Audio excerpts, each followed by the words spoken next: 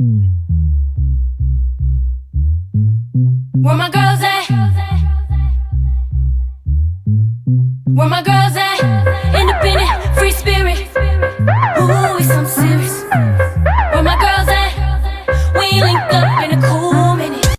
Where my girls at? It's going down, down. Where my girls at?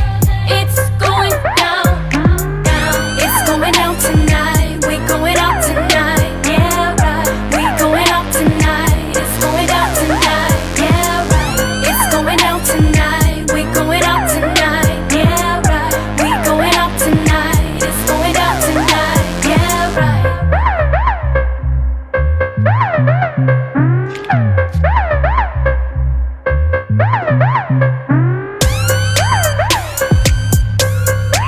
Hi, Sabrina.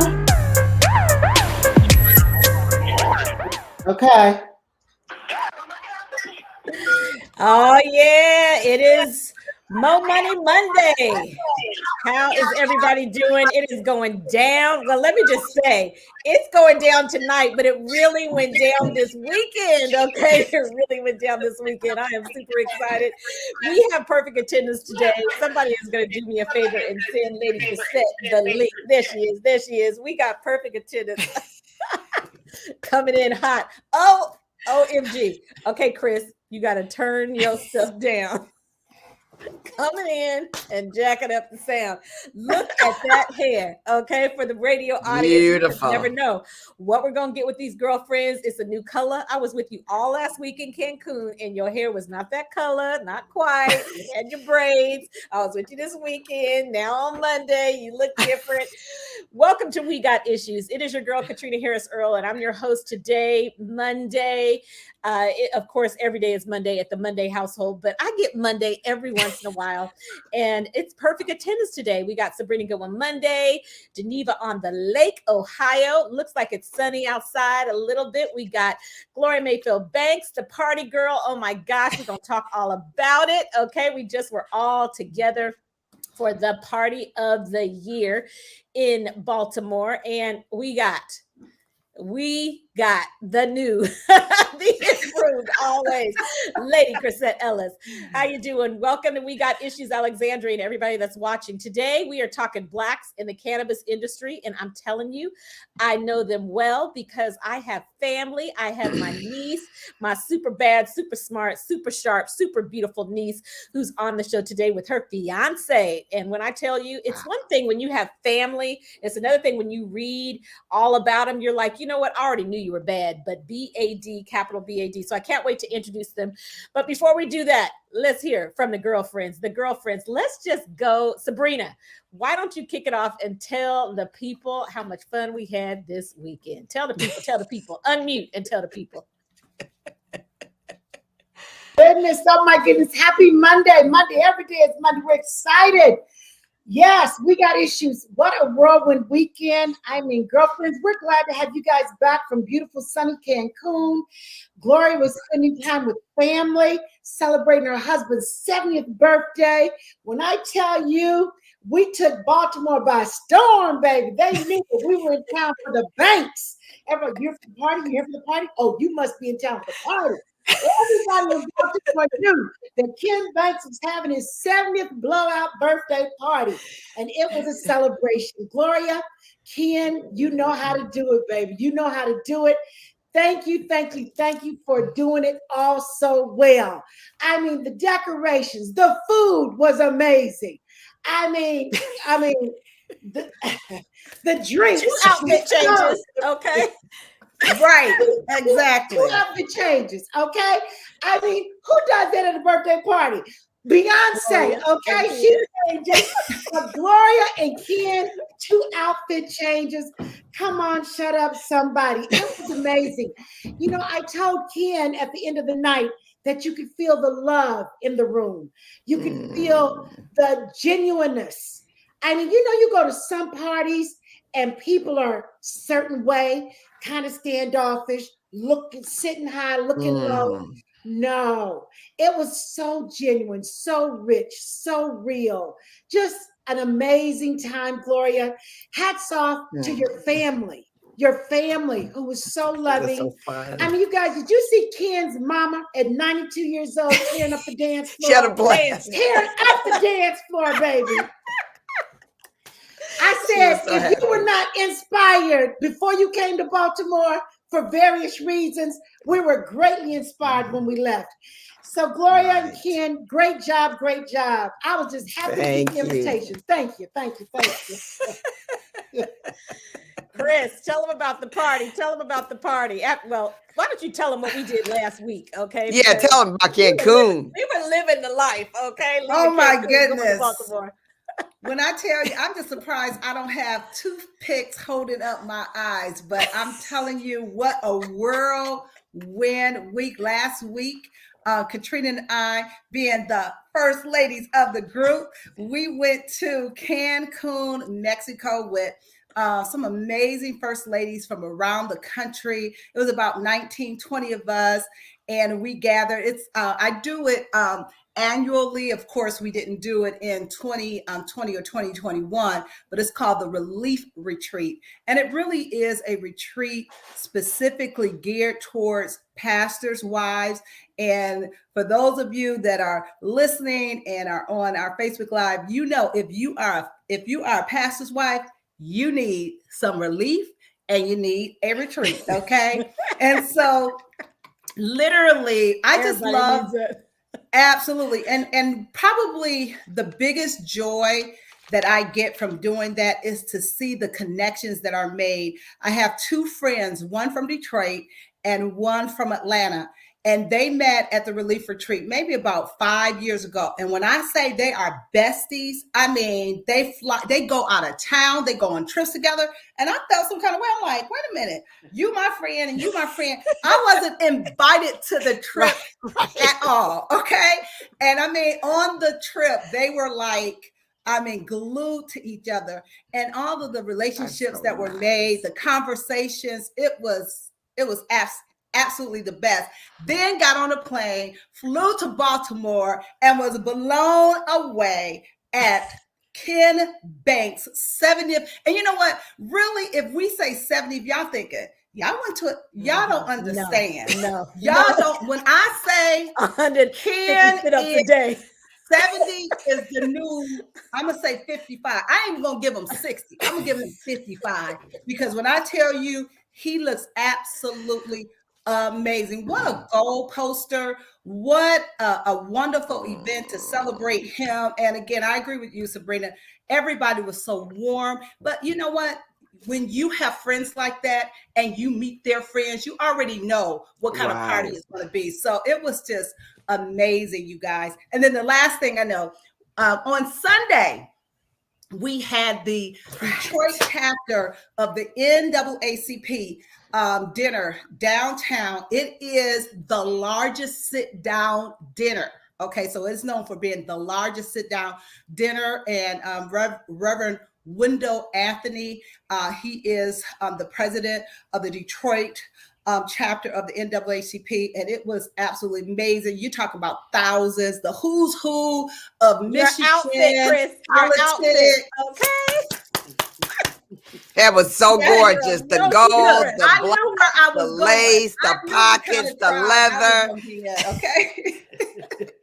That's the kind of try to blouse. People say, where do you get that from? Well, we know you have it made. We know where you get it from. We know. You look Give a shout out to Barbara Bates. My whole outfit. Yes. Barbara Bates, baby. Barbara Bates, Chicago. Gloria, the afterglow, your man, Oh turning 70, looking, Mr. Black Belt himself, looking. Oh my gosh. Let me tell you something.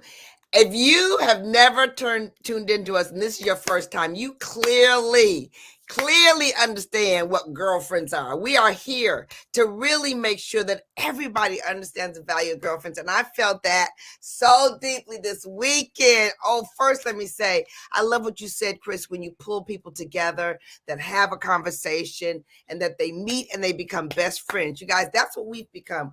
We've gone from girlfriends, work related, to best friends. And honestly, when I walked in that room and I saw y'all's face and I got your hugs, it felt so good. It was so exciting. It was a blast of a weekend because we too, first we had my nephew had a surprise engagement party on Friday. When you guys, let me just say this to you. It was, it was an event. It was like 30 kids, young people from Howard Business School. And they're like friends like this. They're not acquainted. They're like, you know how you had that comment. I mean, so he put this whole thing. He had pictures of them. He went to his uncle's house, took all the pictures out of the house of his uncles and filled it with 7 years of their relationships, all on all the walls, down the things. It was so romantic. So we did that. And then we went to Ken's birthday party and it was so fun. It was so awesome. It was great energy. It was love. It would be defined as love because we mixed so many different worlds together and everybody had fun. And it was after the pandemic. I mean, through the pandemic, I have to say, and everybody was cautious. And we told everybody, do whatever you want, mask, not mask, it doesn't matter. But people are just so grateful to be together. So I'm thankful for each one of you coming from so far and coming all the way to this party. I'm super grateful. Super grateful. It was awesome. It was awesome. Oh my gosh. I can't wait to see B pictures because we all snapped a few pictures, but I can't wait to get B pictures. Follow us. Gloria will be posting those pictures and we can't wait to see them. Today is amazing. And speaking of engagement, I know no better group than this girlfriend group who is going to love on and just congratulate my niece and my soon-to-be nephew as they are engaged. I want to tell you about Joy and Andre. So while I read all about them, go ahead, Michael, give a round of applause as Dorothy brings them in and welcomes them to We Got Issues. Yay! Hey, everyone. Hey, everybody. This is my niece. The girlfriends have met my sister-in-law, Myra Clarke, and this is her daughter, Joy Victoria Clarke. She has nearly 10 years, y'all, of experience in experiential marketing and media industries, from planning ride and drive activations for Toyota to leading the brand partnership departments for 2 high-growth media startups. Fusing her background and her passions for cannabis, Joy launched Mahogany Mary in 2016 to create safe spaces for people to enjoy cannabis in communal settings and help cannabis businesses connect. She is equally as passionate about promoting the welfare of others and believes cannabis is a gateway to global healing. Joy is also dedicated to advocating for the inclusion of minorities to participate in this industry and provide resources to those marginalized by the racist war on drugs. Let's keep it clear. She calls herself a cannapreneur, focusing on tourism and hospitality. And we want to welcome Joy to We Got Issues. Yay. And then her man, y'all. I hope you checked out the flyer and you see that amazing picture of Joy and Dre, as we call him. But today he is Andre on the show, okay? Andre is the director of supply chain at Eaze. You gonna tell me if I'm saying it right, Dre, which is the largest cannabis delivery company in the country. Before that, Dre worked for SpaceX, okay? He also was part of the legacy or pre-legalization market as a cultivator, meaning AKA grew weed, okay? And we are excited to have him on the show as the expert. We're going to talk all about it. Now, we only have 2 minutes before we go to a break, and we're going to come back and get all up in it. But Joy, I just want you to just say hey to the people. Dre, say hey to the people. And we're just so excited to have you guys both on We Got Issues. Say hello, Joy.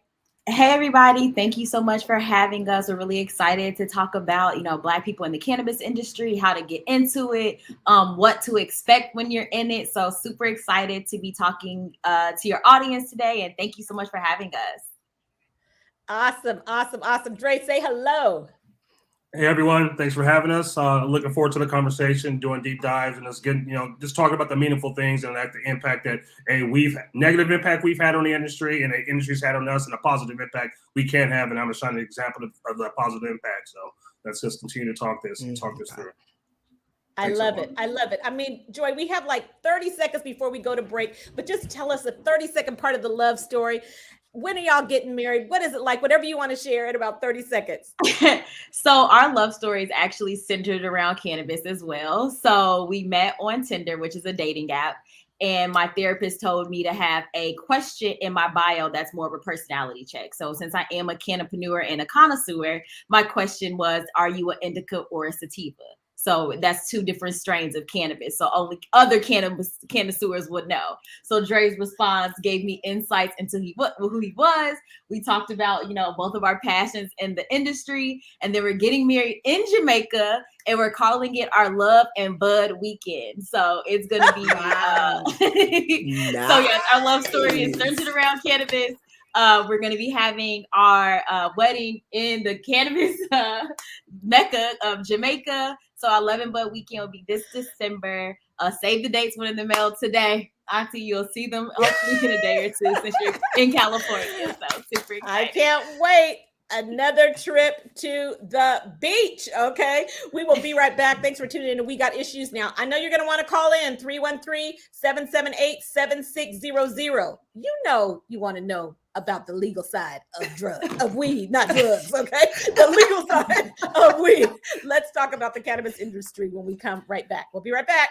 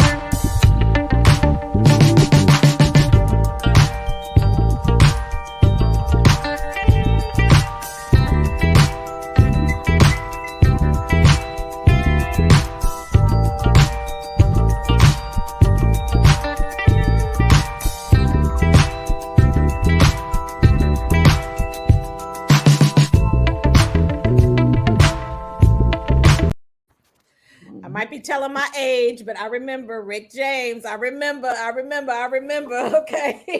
He made it legal when it wasn't legal. Okay. I remember. I was at the concert, wasn't supposed to be there. Mama said, "Why are you over there?" When I was up in there. Tina Marie, no microphone. She was blowing so loud. Okay. We could hear her in the back of the Coliseum. I'm telling you, those were the days. But we're talking today, yes, about Mary Jane. We are talking about the cannabis industry, and specifically Blacks in the cannabis industry. The cannabis industry is one of the country's fastest growing industries. Last year, and Dre, you can correct me on any of these stats, it reached over 17.5 billion. By 2030, annual sales across the US will reach 100 billion, according to Cowen. Fortunes are being made. Even new billionaires have been minted thanks to cannabis. Back in 2017, 81% of marijuana businesses in the US were white, 5.7% Hispanic, only 4.3% were Black. While we still have a long way to go, that number is increasing, and the ownership stake in the marijuana company is increasing among racial minorities. So, Dre, I'm going to pass it to you. Talk to us about what you do, and just give us some insight on transitioning into what you're doing now and the legal side of working in this cannabis industry and crossing over. So talk to us, educate us. Yep. Well, my journey, like I said, as the introduction stated, got you muted. So hit unmute over there. I know they're sitting side by side. Hello? So there we go. We got you. Hello. Yeah. So as we stated earlier, my journey into cannabis, obviously started like much younger, as a smoker. But then as I got older, I got into like cultivation, because like obviously like buying the weed, growing your weed was a little bit cheaper and easier than like buying your weed. And then like I just didn't trust a lot of people, so it just made a lot more sense. And as like, as the market started to go towards like legalization, I think it started to get tough for people to like start to get licensed. Me and my brother, we started to go, and a couple of buddies started going down the route to try to go down the licensing, but it was just very, very expensive on top of like keeping up the operation.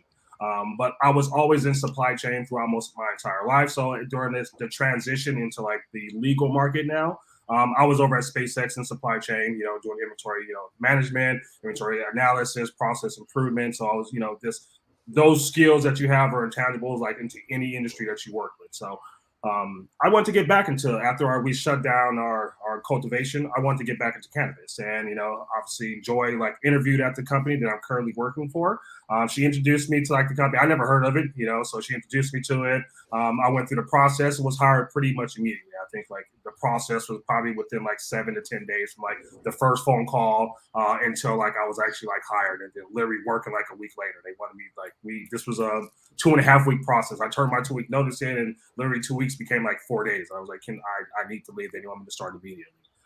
So just walking into the space, you figure this, everybody I dealt with were people of color. This during my time as cultivator, I visited a lot of shops. They were Black owned shops, or like, Middle Eastern or Hispanic, Asian owned shops. So I didn't see a whole lot of white face, But even so, when I started working at Eaze, or my first introduction to Eaze, I was during Black History Month. So my interview at the location was, they had a Black History event. So I saw a lot of Black faces. So I figured, like, oh man, I'm going to a Black company. It'll feel good, because coming from SpaceX, outside of like the supply chain realm and production realm, you didn't see Black faces too much. You saw a lot of like Indian, Asian, or white in the engineering space. SpaceX is an engineering company, but it's powered by like its production. So you didn't see a lot of Black faces until like you were into like the people who actually got, like the manual labor. So once I started at Eaze, the first day I saw no Black face. The only Black face I saw was in the mirror. That was myself. And it literally took me like a week before I saw a Black face, and he was actually from the Northern California office. So you figure like within 2 weeks, I finally met like the first Black person that worked at like the LA office. So, it was definitely an adjustment, because like outside of like myself, there was an Asian, maybe a couple of Hispanics, and like a person that was Middle Eastern. So being in meetings every day, not seeing my face, meeting tons of brands, not seeing our faces. The only time I ever really saw like a Black face was like when we dealt with like athlete sponsor like brands. So like Al Hair to a Viola, or like, Matt Barnes and his 7 grams. So like those are the only time I saw Black faces come in, or if I ever went to visit their facilities. And then when you go visit facilities, you see Black faces, but they're in the production, they're in the manual labor, they're not like in management, they're not on the phone calls with me or anything like that. So as I started to climb the ranks, the less I saw myself. So it makes it tough to maneuver those industries. You know, I think like, but one thing that's a saving graces for me is I have a background in the traditional market. So I think like, even though you meet a lot of these people who aren't Black or who aren't people of color,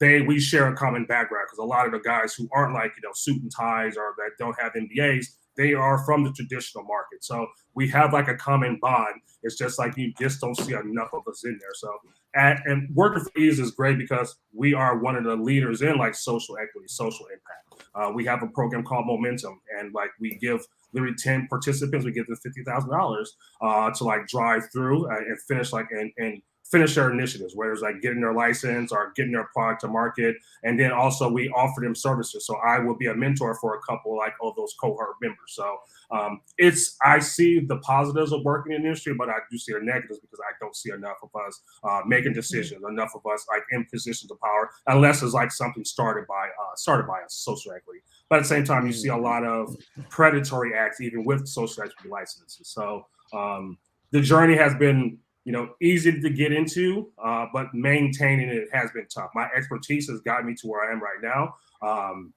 But I do think like I have been held back, or like some of the opportunities that haven't been presented to me because like the color of my skin. So I think trying to navigate that and then trying to navigate through those feelings of like you never see yourself on any phone calls is a tough one, you know, especially at like we've gone through like this transition where we purchased another company, and some of the accusations that have come from them have been like racist accusations. So it's tough. Like I said, it's very, very tough trying to navigate this. So, you know, I've done a good job. You know, some days I get frustrated, but you know, most days keeps me pushing through because this is like, I'm passionate about it and I want to see more people like me like in this space. So I'm here to help everybody, you know, like man, woman, people of color. I want to make sure we all win. So that's the point of this. We just got to stay tough and we got to keep grinding through it.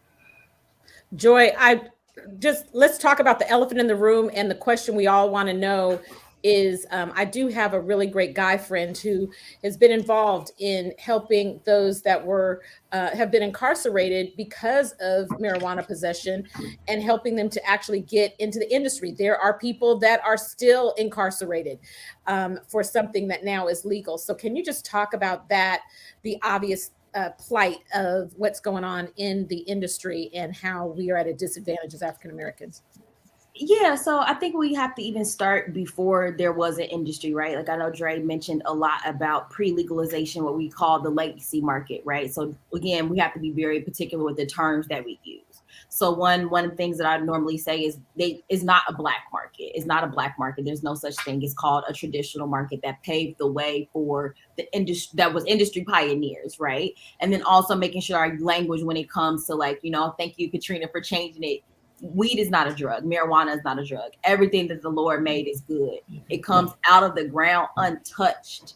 And so, you know, making sure that we use these things as plant medicine, right? So I think of cannabis as, you know, Black people, we have always been healers. We always went to plants first because we didn't have access to typical drugs, because most of the time they felt that our pain wasn't enough. So we had to go to those medicines, and those things were taken from us, you know, systematically. And then when it comes to the war on drugs, the racist war on drugs, what we have to be particular about was directly impacted by Black and brown families. So even when I started in this industry in 2016, before it was legalized, the industry was filled with women. It was filled with people of color.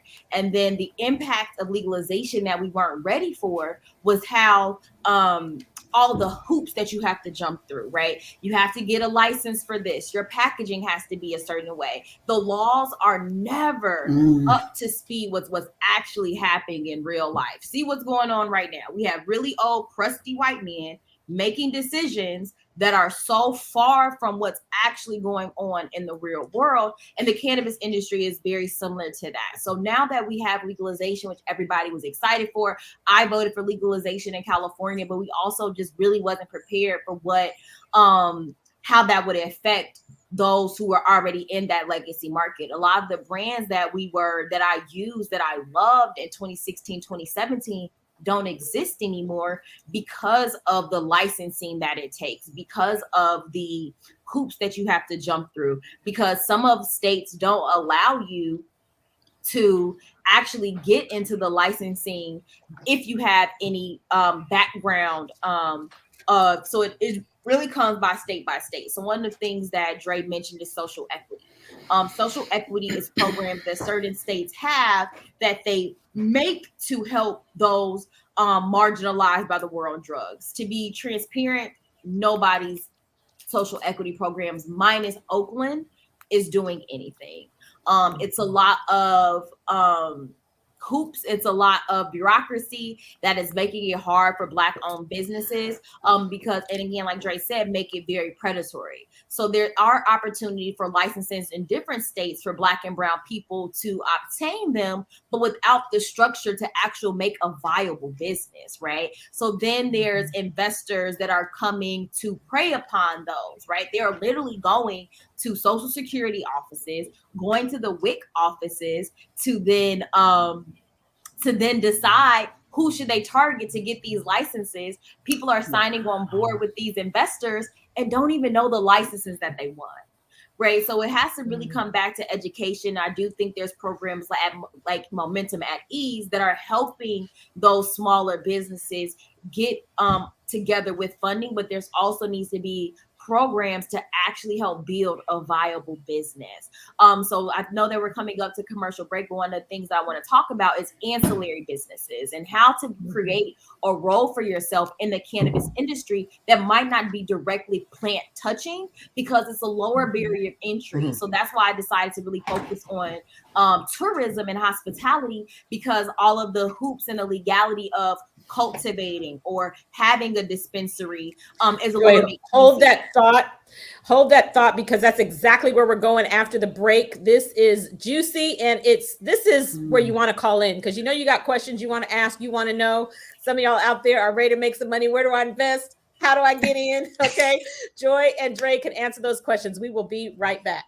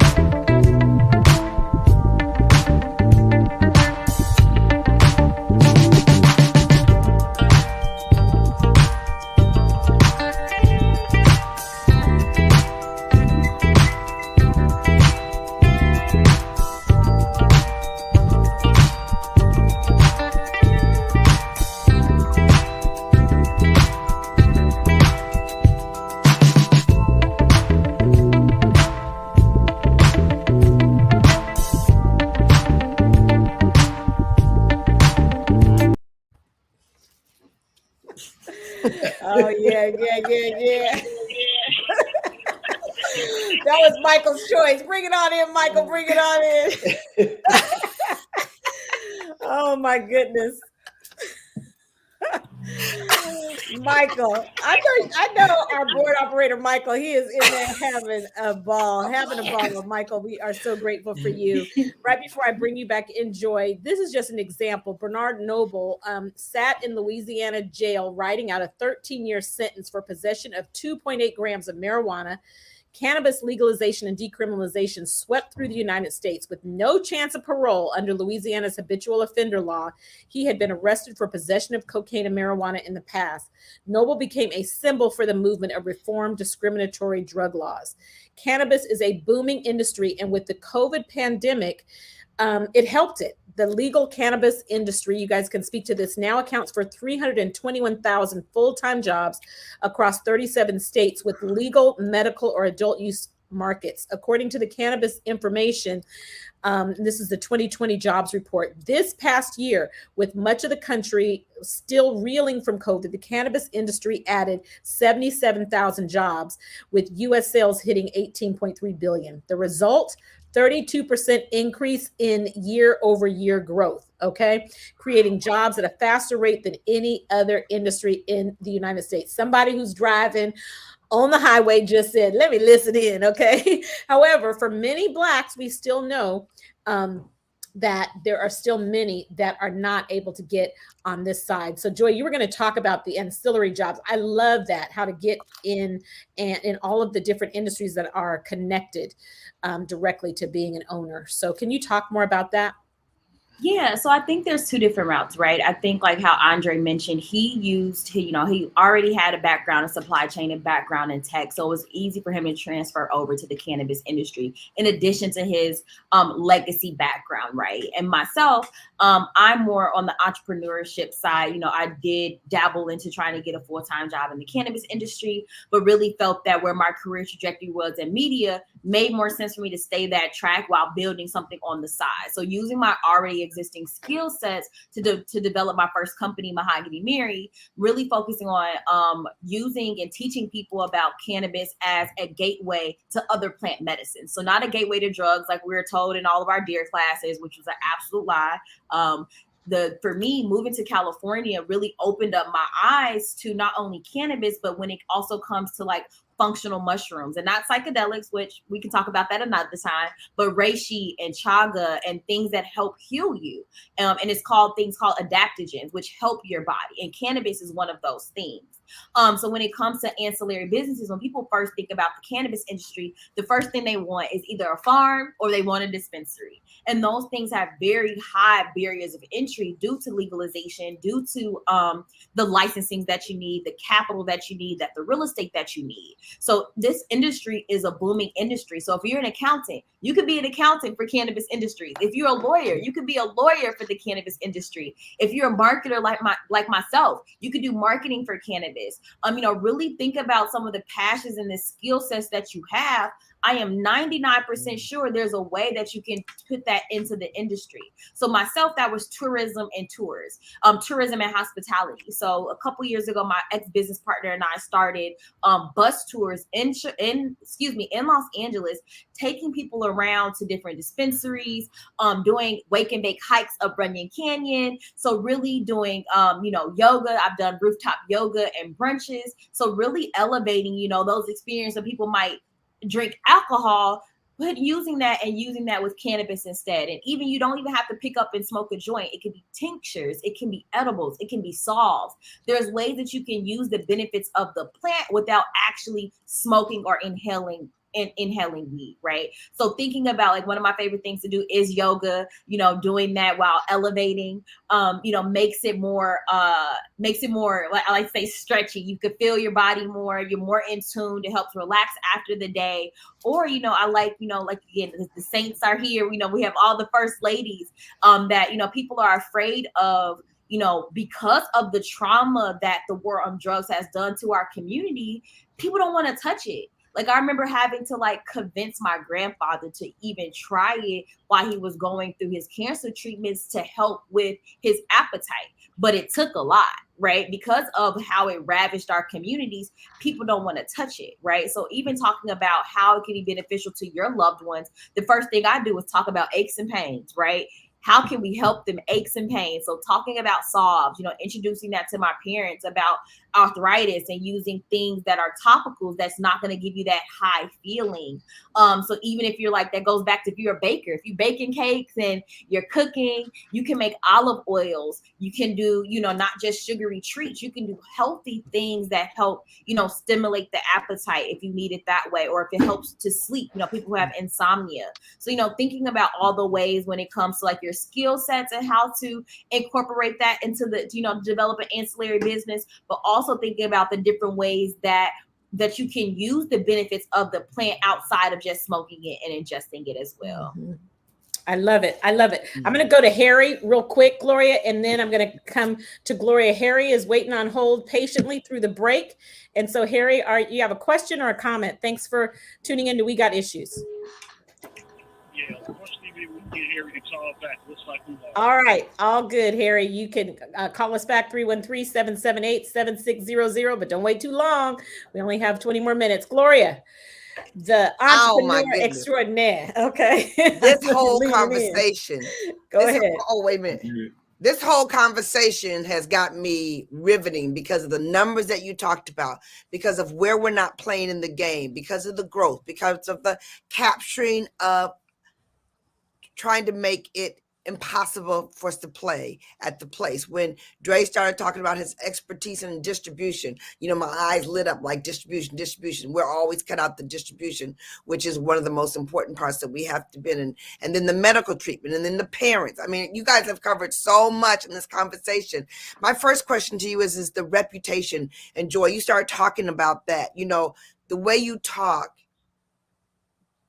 gives an understanding that we still have to convince people about the qualities of it, other than the reputation, that the only reason you'd be in the cannabis arena is to have feelings that have nothing to do with health. You know what I mean? So how are you guys feeling about the movement of the reputation of the cannabis industry?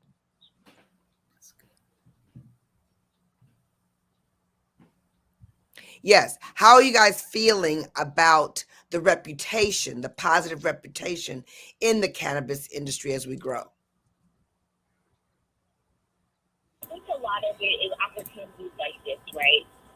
Growing up in the church, being very like anti-drug, anti-cannabis, things that we've learned, through all of our lives. But then we really have to, I think one of the positive things about myself has always been that outlier, right? I've always questioned anything that was given to me. But I think a lot of times we adopt customs, we adopt, the feelings of the ones before us without really digging into what that truly means.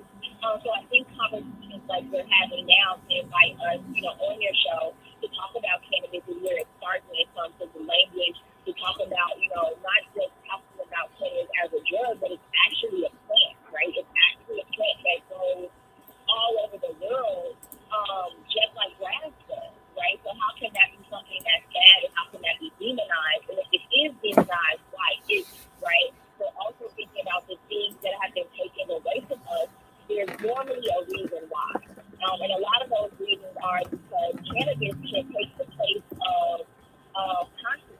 You can have hemp concrete, and hemp concrete can be waterproof and rust-proof, right? You can use clothing for cannabis. The cannabis plant takes 9 months of maturity. Trees take years. So cannabis can disrupt so many industries, which is another reason why it was made illegal. The first reason why it became illegal is because a white man said that weed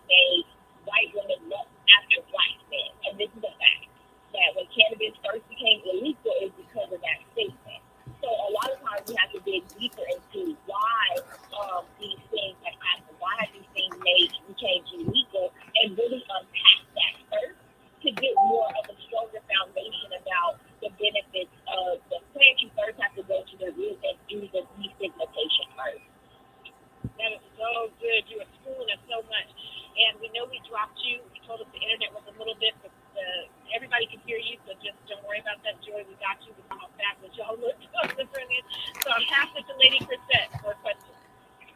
Wow. Thank you, Joy and Andre, for being with us on today. You are absolutely enlightening me on today. Just thinking about the benefits versus the negativity that we have seen forever and a day. Some commercials, and of course, we know that weed is not a drug, but it has been well, maybe I'll say vilified. But when you think about like movies that you see, and so many have said that it alters who you are when you smoke it. I think for many of us in the community, especially in the church community, it was sort of the same as, drinking to the place where it made you inebriated and that it changed your personality. But, listening to you talk about the benefits, can you talk a little bit about the health concerns, like, that you smoke weed, it alters your brain and it does all of these things that aren't good. So can you talk a little bit about that? And we have, Joy, we're going to break in 1 minute, so you'll probably get cut off and have to kick back up. Just want to let you know that, but we definitely want to have you address that. Yeah. We're going to break right now. Let's just hold so it'll be easier. And I know we've got John. John, I'm going to work to get you in just a moment right after Joy answers that question. We'll get Dre back in here. We got a lot to fit in. The hour goes by so quickly. And I know Sabrina's got a question too. So thanks for listening in to We Got Issues. Just hold on and we will be right back.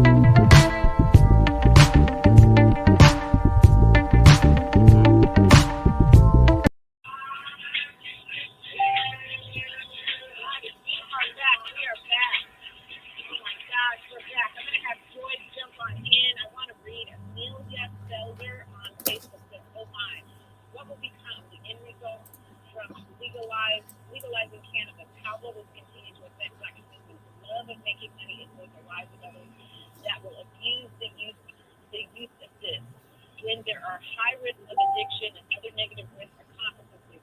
I have seen the negative power of cannabis can have on youth. It still is a form of a drug, she said. Government policies and the devil to ensure. So that is Amelia's opinion. We thrive here on We Got Issues at people agreeing and disagreeing and having experts that come in and bring us some facts right on here. So Joy, you were kind of replying to what Chrisette said, and you can reply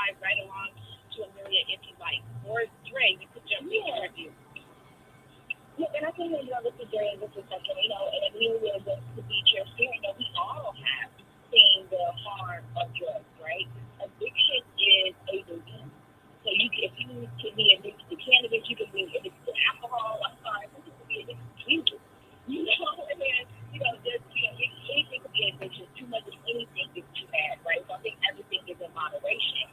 And that you're right, that the war on drugs has negatively impacted our communities, and the residue is still very prevalent, right?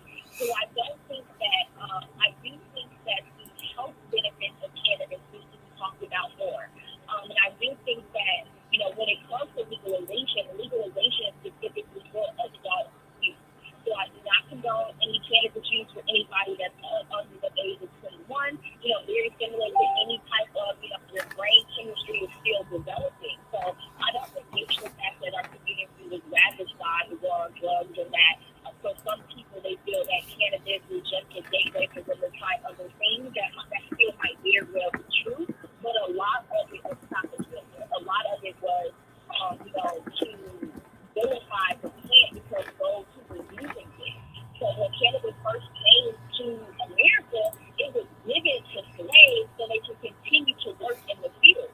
And so then when we began getting our freedom, and we still had that plant and became more recreational, again, you were able to go to Sears catalog and buy cannabis from the Sears pharmacy, right? So once Black and brown people got access to it, and we were no longer used to make us work harder, these are the reasons why those things became illegal. So I don't want to take away from the negative impacts that have impacted our communities, and I do agree that if somebody has the disease of addiction, cannabis is not going to fix that or help that, no. But I also feel that those people who've been addicted to hardcore drugs and opiates, cannabis have been able to get them off of those drugs and have significantly less side effects to that when it comes to compared to alcohol, compared to opiates as well. I love it. Ray, do you want to add to just talking to us more about anything that we talked about and kind of adding in your opinion or facts that you want to add in?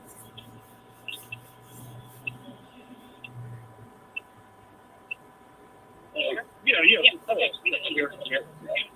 I think like this, there's always a negative connotation. And I think I grew up with a mom who, was vehemently against any form of outside substance like that influence, whether it was alcohol, whether it was cannabis, and God knows how many times she's called us smell like weed coming in, or she says she smell weed in the house, stuff like that. So that's kind of like seeing how my mother transitioned to being open with it, because she seen me and my brother get in trouble with it, as going through our journey of cultivating, and then just knowing that where I work at, I'm in the actual legal space, and she was definitely concerned. She's like, why are you leaving a job? The job that you have is a good job, great company to work for a cannabis brand, you're legally selling this drug, So I think it's over the years seeing her transition from that, and then being open to actually using it. She's not going to smoke it.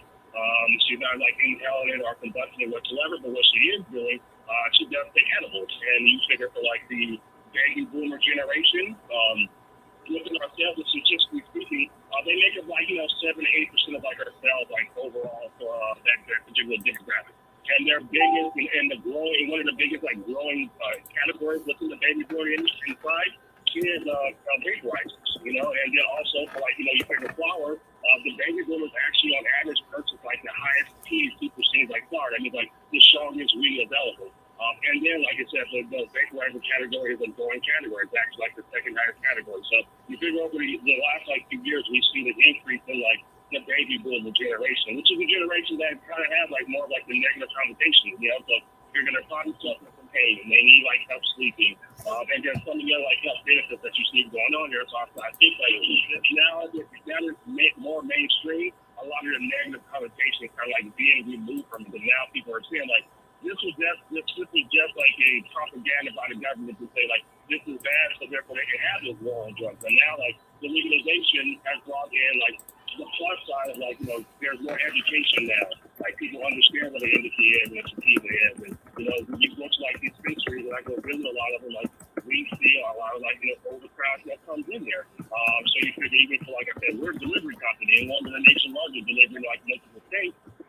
We see overall, like I said, you see all the growing categories people. Even you want to make Gen X in there, you see those populations growing, and you see what their preferences are. So I think over the years, the negative connotation has been removed, but at the same time, when legalization comes, they got to obviously enforce more on like the illicit market, or the traditional market that's still going on. And that's what the battle is. That's where you see like the war on drugs is not going to go anywhere. And if anything, it's intensifying now because like there's so much money being made in here now, and all like these Wall Street suits are here.